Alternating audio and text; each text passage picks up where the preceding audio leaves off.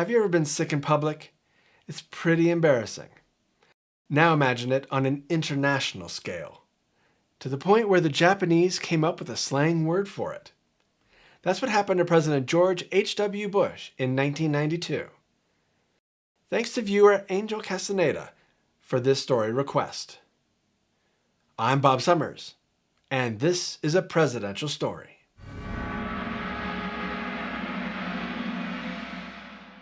As the 1992 presidential election campaign started to heat up, it became evident that for President Bush to be reelected, he needed to address the economy. In January 1992, the U.S. was in the 19th month of the longest recession in a decade, and unemployment climbed over 7%, which was a 6-year high. A New York Times CBS News poll reported that 8 in 10 Americans thought the economy was in bad shape. Bush's approval rating had dropped to 48%, but his approval for handling the economy was even worse, at 23%. The 1992 election gave rise to the phrase, "It's the economy, stupid." Bush had some work to do. At the time, Japan was criticized in the United States, especially in Congress, for their huge trade deficits. Bush's plan was to hold a January summit in Japan to demand further market opportunities for U.S. exports. On December 30th, 1991, Bush left Washington, D.C. on a 12-day trip to Asia and the Pacific to build improved economic relations and policies. Over the first 10 days of the trip, 67-year-old Bush had traveled through 16 time zones, over 20,000 miles, worked 16-hour days, had official dinners every night, eaten exotic foods, gone from sweltering temperatures to frigid weather, and ridden on boats and helicopters. He was in great shape and appeared healthy. Bush had been jogging and using the hotel elliptical machines throughout Asia. On January 8th, Bush, along with the U.S. ambassador to Japan, Michael Armacost, played a couple sets of doubles tennis with Japanese Emperor Akihito and his son, Crown Prince Naruhito. Bush and Armacost lost handily. Later that night, Bush was the guest of honor at a state event for 135 diplomats at the Tokyo residence of Japanese Prime Minister Kiichi Miyazawa. As Bush stood in the receiving line, he didn't feel well. He excused himself to the bathroom to throw up. Bush returned to the receiving line, despite the advice of his doctor to go to bed. He may have been dedicated to his duties, or just stubborn, but the Secret Service was quietly warned that Bush might not make it through the dinner.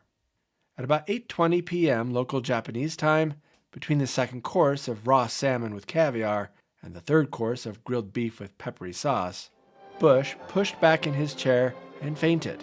His chin slumped to his chest as his body leaned to the left, while he vomited onto the lap of his host, Prime Minister Miyazawa.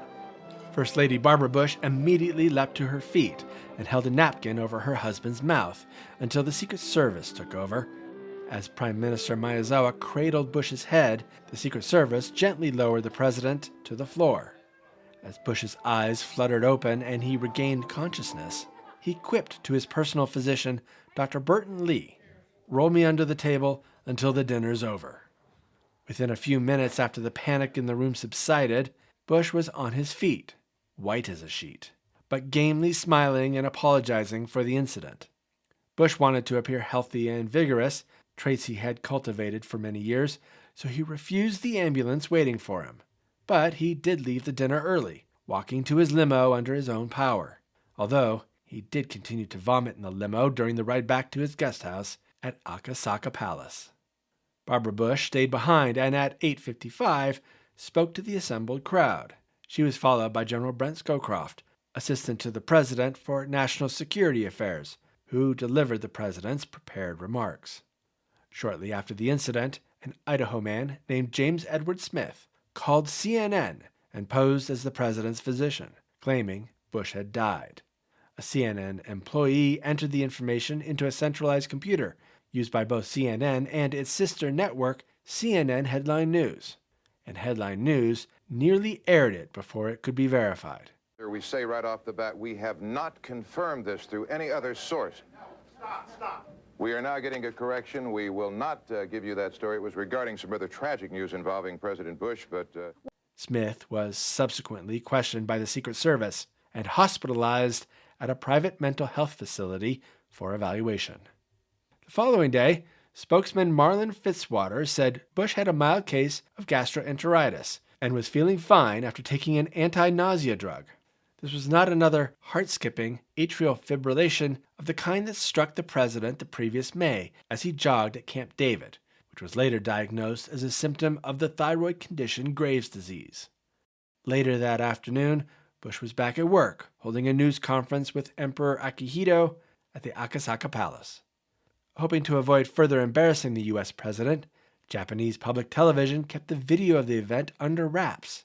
In the U.S., a snippet of the shocking video was widely reported, showing the collapse of the ashen president. The incident became fodder for late-night comedians. It was even parodied on Saturday Night Live, with Dana Carvey as President Bush. With 5 weeks until the New Hampshire presidential primary, the incident had political implications as well. Though he refused to make hay of it publicly, Bush's challenger Bill Clinton likely benefited from the incident. Clinton's relative youth and vitality were key to his public image, and Bush's very public illness only served to reinforce the differences between the two men. The image of Maezawa supporting Bush after he collapsed at the dinner symbolized both the good and bad ways the Americans perceived U.S.-Japanese relations. Bush's critics honed in on the substance and optics of the Japan trip and refrained from any dark speculation about his health. Millions of Americans have got the flu right now, so people will be sympathetic, said Mike McCurry, an advisor to 1992 presidential candidate Senator Bob Kerrey of Nebraska. But it's the metaphor that is so bad for him. It's the metaphor of our country's economy, being wobbly and being sick and needing some help from the Japanese.